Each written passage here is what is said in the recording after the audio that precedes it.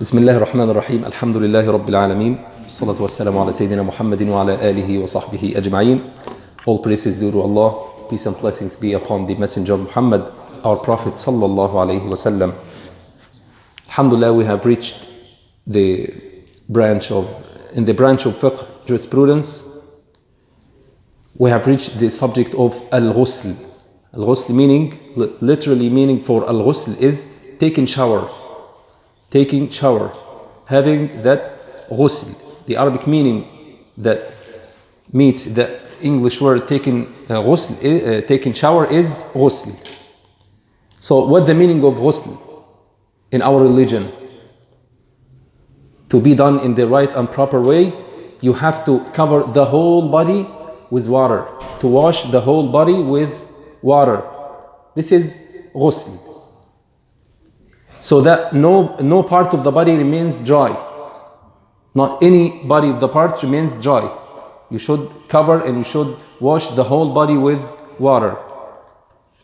So Allah subhanahu wa ta'ala says in Surah Al-Ma'idah, وَإِن كُنْتُمْ جُنُبًا فَطَّهَّرُوا, meaning that if you are in state of janabah, inshallah we'll come to know right now, after having intimate relationship between wife and husband, you should have ghusl, taking this shower. So the question now, when ghusl is imperative, fard, what are the states? In these states you must make ghusl, you must take shower. The first state is seminal discharge, the going out of sperm through the genital parts, whether for men or women, whether it is in sleeping, maybe someone have a wet dream, or after having this intimate relationship between husband and wife. In this state, you have to make ghusl. You have to make ghusl, taking shower. So, but there is an important condition. This seminal discharge should be with lust, this feeling of joy. Should be there, should be exists. If you don't have this feeling, some people may have this going out of sperm due to some illness, due to some problems, due to some physical problems, and that's already happened in the time of the Prophet sallallahu alaihi wasallam, when a man came to Ibn Abbas radiallahu anhu and asked him. He said, Ya Ibn Abbas, oh Ibn Abbas, usually after I pass urination, after going to urinate, usually I find this liquid or this the going out of this liquid water, this warm water. This he means the sperm itself or the semen itself. So Sayyidina Ibn Abbas asked him, did you feel this lust in your heart? Did you feel this lust in your body? Did you feel this feeling of joy? He said, no. Just usually after having this urination. He said, you don't have to make ghusl. It's sufficient for you to make wudu. Just to make wudu. So the condition is seminal discharge, going out of the sperm. It should be with this lust, with this feeling of joy. And whether it is while you are sleeping, after having wet dream, or after having this intimate relationship between wife and his husband. And again, we still have here some rules. We said, if you see this liquid, this warm water, after waking up, you see this warm water, even if you don't remind or you don't remember that dream, you don't remember there is something happened during sleeping, as long as you see this liquid warm water, you have to make ghusl. And also the same way, if you remember that you have a wet dream but you did not find this warm water, you did not find this sperm, you don't have to make ghusl. Is that clear? So the big condition here is to see the warm water is to see the sperm by your eyes. And to be sure, it's called in Arabic language al-mani, the sperm or the semen or whatever.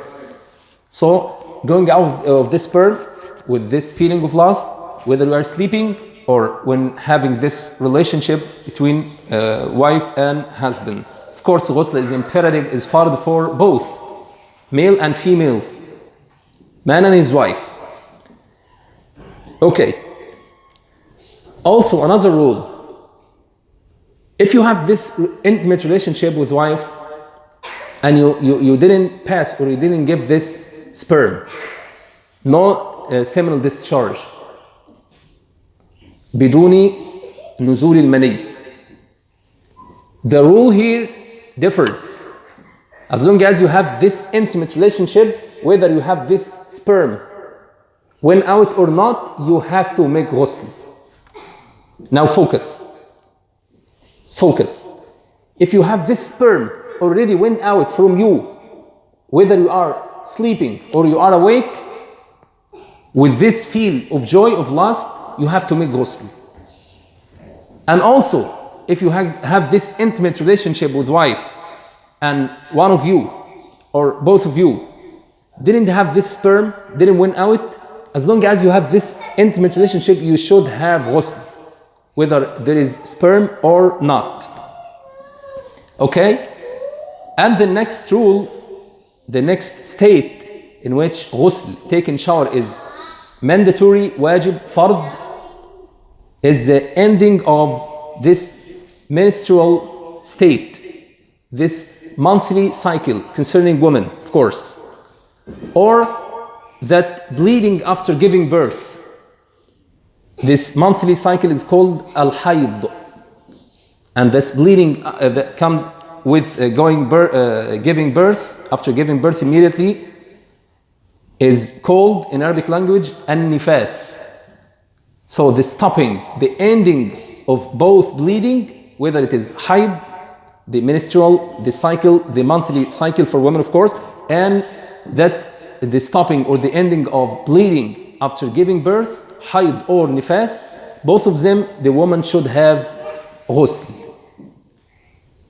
That is why Allah subhanahu wa ta'ala says, وَلَا تَقْرَبُوهُنَّ حَتَّى يَطْهُرْنَ, and do not approach your wife until they have ghusl, until they purify themselves by taking shower, by having this ghusl in the way, inshallah, we'll come to know the prescribed way, the sunnah, the way you make ghusl, inshallah. And the fourth state, the death. All of us know that when a man dies, when a woman dies, Muslim dies, we have to make ghusl for him. We have to do ghusl for this dead body.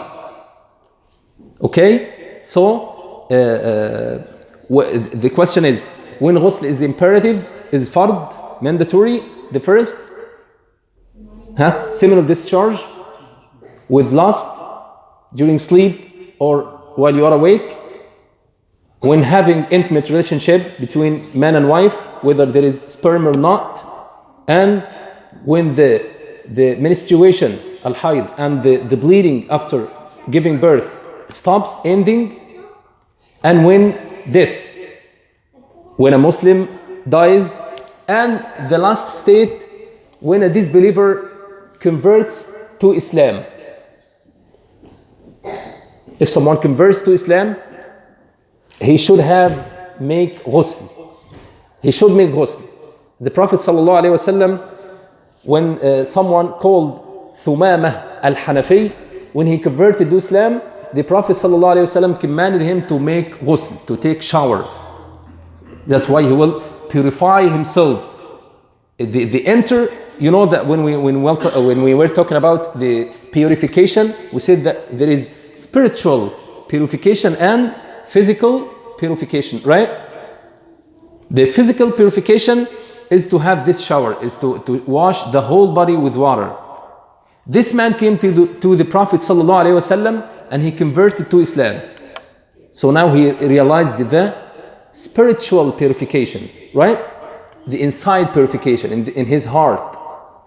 So the Prophet ﷺ commanded him to make ghusl in order to combine the spiritual purification and the physical purification. So this is the fifth state in which someone should make ghusl. Okay, now we are talking about when someone being in a state of janaba, whether it is after having wet dream, after having intimate relationship between husband and wife. So if someone already in this state and before making ghusl, there is an area of time, there are some things that he should not do. He is not permitted to do something. The first thing is to touch the Mus'haf, Al-Quran. He is not allowed to touch Al-Quran. I mean the Mus'haf, the book itself. He is not allowed to touch it. Anyway, as long as he is still in this state of janaba, he is not allowed to touch the Quran. And what about reciting the Quran? He also doesn't allow to recite the Quran. But there is a specific rule. If I have a test right now, I will go through test. I will have to recite lots of verses. Somebody will ask me, I should have to pass this exam, to have this level, or to have this degrees, the full degree or whatever. I have the exam right now and I'm in a state of janaba. I have exam maybe after 1 hour. You are allowed to recite some verse quickly, but without using the Quran, without using the Mus'haf, without using this book, touching it. You can use an app on your phone if it is necessary. No, if you have an exam, if you cannot miss revising right now, you can do it quickly. And also the same thing for the woman when she is in her monthly cycle. If there is a necessity to recite some verses, to revise it, she will go through exam or something like that. She can do that. Just for the portions, she will have to recite, or she will have to read after little minutes. And also as-salah, of course. You cannot perform salah in a state of janaba. First, you should have to make ghusl. So, of course, we have to make wudu. And this is a minor purity. And the major purity is to have a wash for the whole body. So, it is you should not have, you don't have the permission to make salah while you are in a state of janaba. So now the state of janaba is to having this sperm, this fluid that comes out of the genital parts.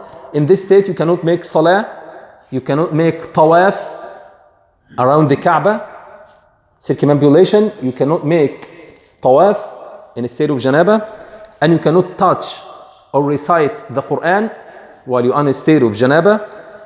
And also, you are not allowed to stay in the masjid.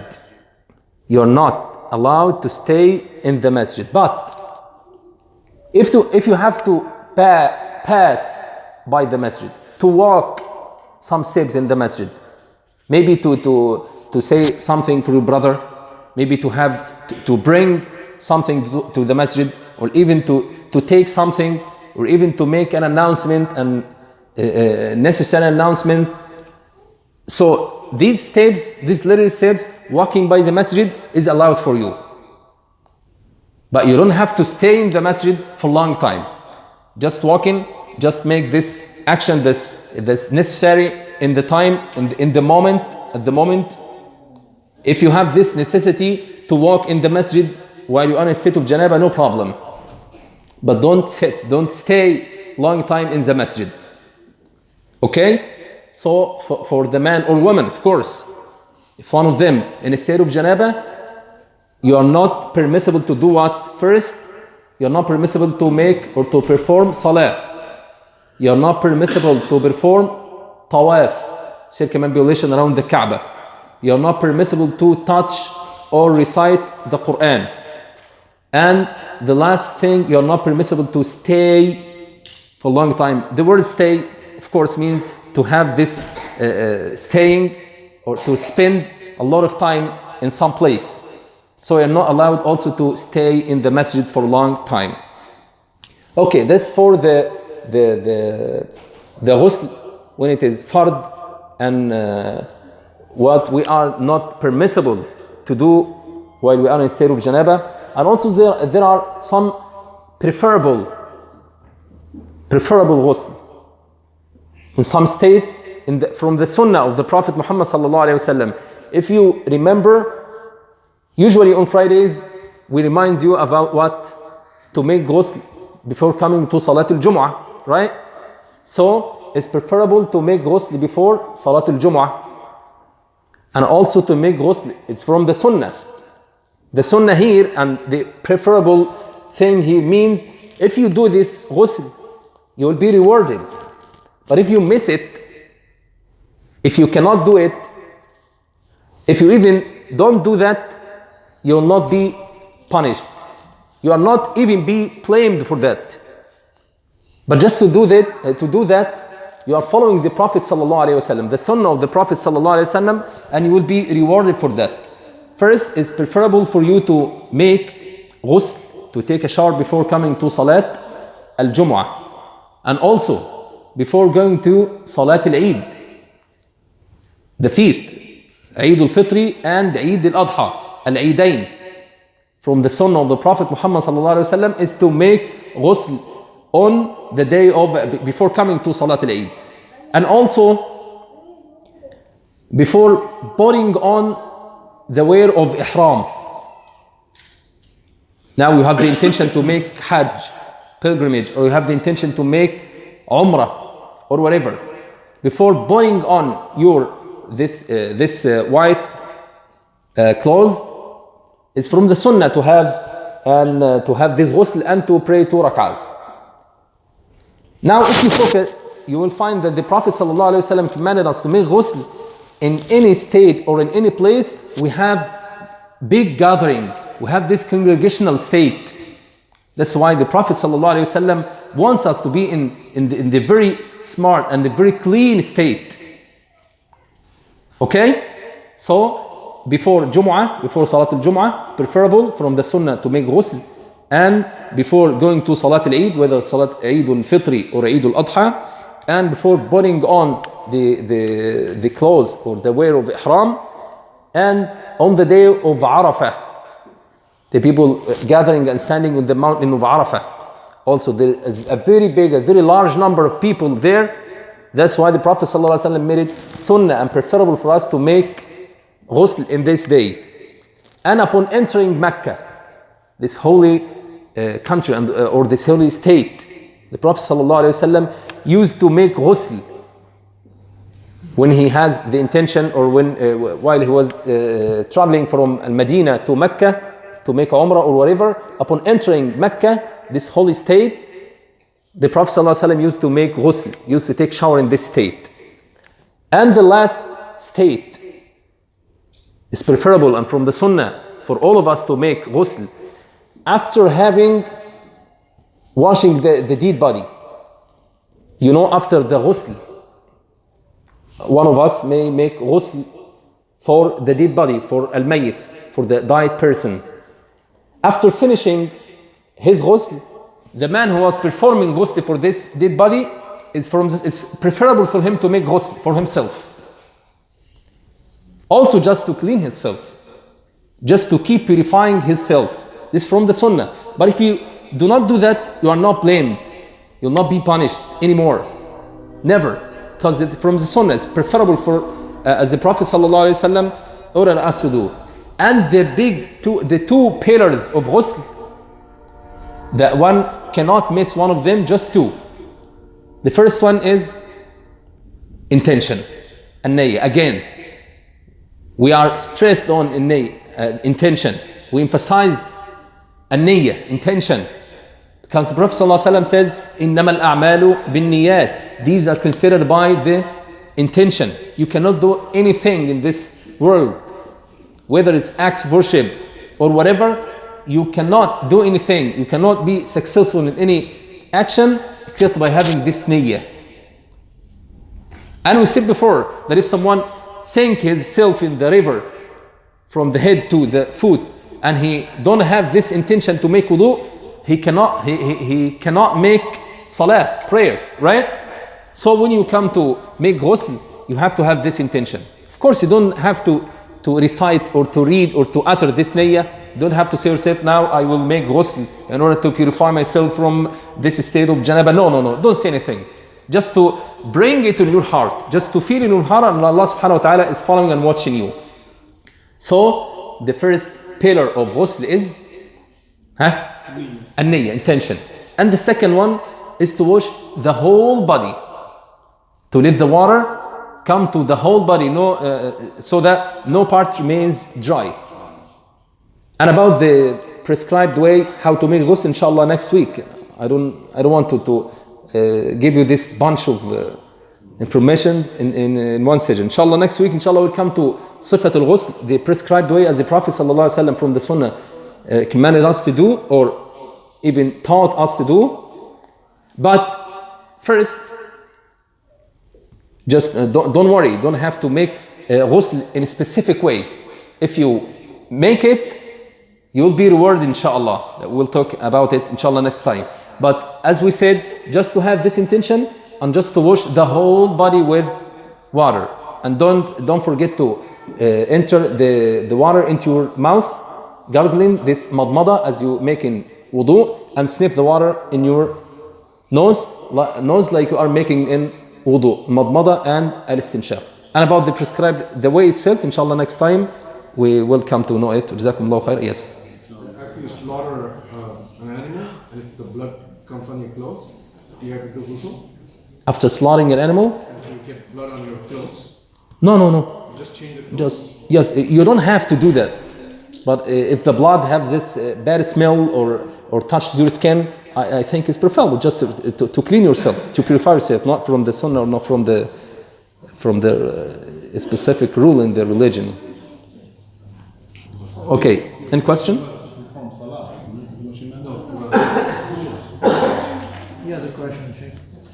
Yes. One of the things that you shouldn't do while you're in the state of janaba, Yes. we were taught, is you shouldn't eat or drink. No, you can eat or drink. But the Prophet ﷺ, when he came to eat, he just made ablution. He just made wudu before eating or drinking. But you are allowed to eat or drink. But even if you cannot make wudu for any reason, also you can eat and drink and talk to anybody, no problem. But in fact, you don't have to delay ghusl.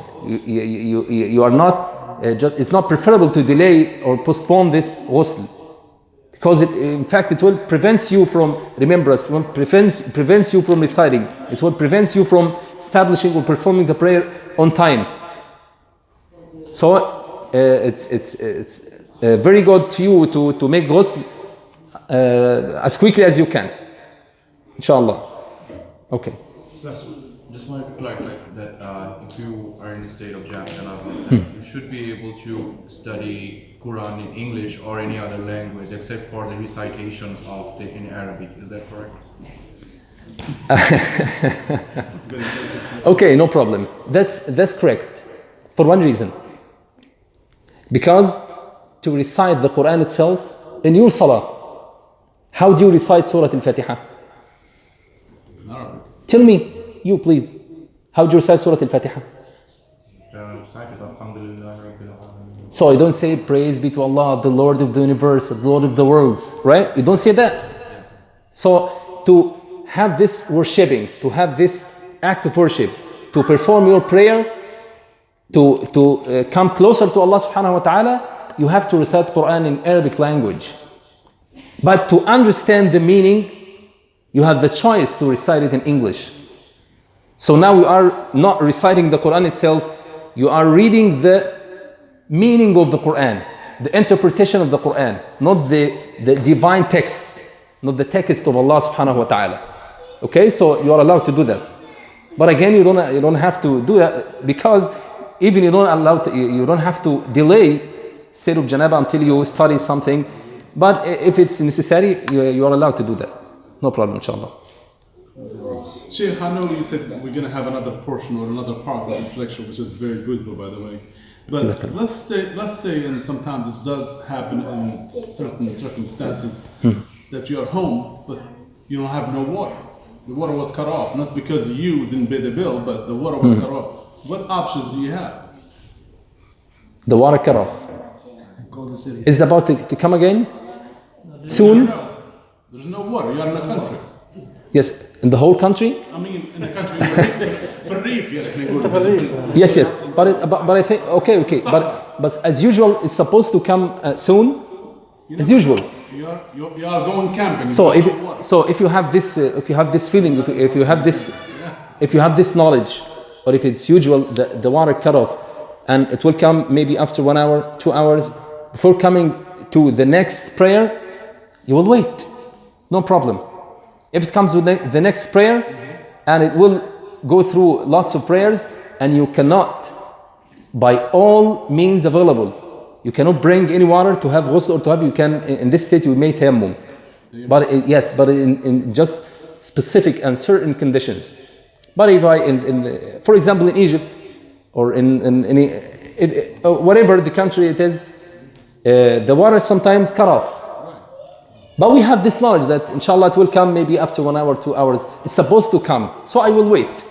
But if there's a big problem in the state itself, and they announced that the water will be cut off for 2 days, now we will take another rule, inshallah.